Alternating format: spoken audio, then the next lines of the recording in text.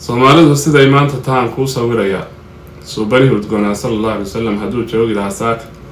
saqiirada ma laayeen dadka saalixiinta ah soobiya ma geysteen sida diin ka dhigateen hargaha iyo saamaha iyo dadkii suuqa lagu laayay sadarada qur-aanka iyo sunnaha laguma suurayn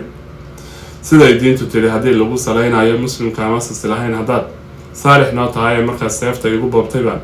seexday gurigayga Abubakar Sidiiq ma yeeleen qasadan gaalku salayaaye saxaabadu ma dhowrteen saliib inuu nahaystaayo seeftoodu way gaari lahayd sagag dhankeedaasi harar bansalkeedii axmaar lagu salaameyna saaxil iyo xamar inay kala socdaan laguma seexdeena amiso ma soo degi lahayn saraha dhaadheere dadku may sugnaadeen qabiil aan sadba lahayna wax saa inoo galayse waa surinka shaydaana diintii in laga sii socdaa sida cadsooma Soomaalidu siday maanta tahay waa si gooni ah inay sireecday oo daalan tahay waa sax hadalkaasi inay laba saf wada taagan jirin waa sax hadalkaasi sunta gaalku inay sayractaan waa sax hadalkaasi ha yeeshee sideen uga baxnaa waa su-aal furan suldaaniya ninkii tala lahaa sabiga yaa mooday saqiirada ninkaa laynayee suraya soorkiisa sokeeyaha ninkaa silcili ee silsiladayna ninka gaalku sido ee misana seegay aakhirada iyo kaa Soomaalida diidane qaraxa saydhaya labaduba siday nala rabaan waa sagsaagnimo Soomaalidu way sixi lahayd sadarkay leexsheen soo biriyo iima tarin saaqid fulayoobay soo dagaladeedii axmaar laguma soo daynin soo dooxatiya saajin maran suuqa ima geynin soo sawracaygii ma nicin saafiga ahaa soo Soomaalinimadii wacnayd kama sariigowno ha yeeshee sideen uga baxnaa waa su-aal furan sidaa iyo darteed buu qalbigu iisag leeyahay soonkiiyo salaadii baryahan waan sahwinayaa wax isaaran mooyee baryahan si un baan ahay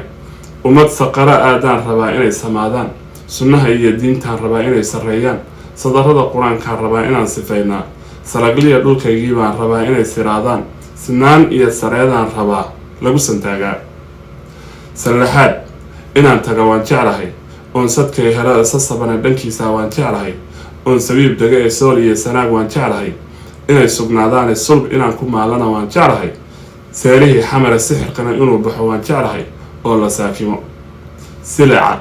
iyo diiftaad qabtaan suurad xumadiina sarwaca iyo seegseega iyo sayradaha geynta saxariirka reeraha qabsaday si xun waxu sheega sarka dhabadka saableyda furan sabiga ooyaaya soolka iyo abaarta iyo miskiin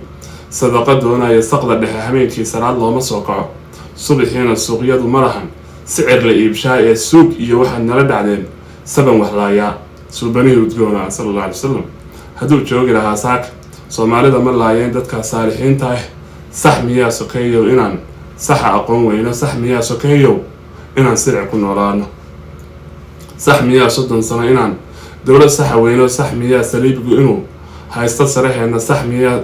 sirta qaranku inay suuqa badi taalo sax miyaa in lagu sitaa seerad lagu geeyo sabixismo saafaad watiin suuradaha diinta sallallahu rasuulkeena oo sax iyo tawxiidka sax miyaa shareecada in seediyow laga sariigoodo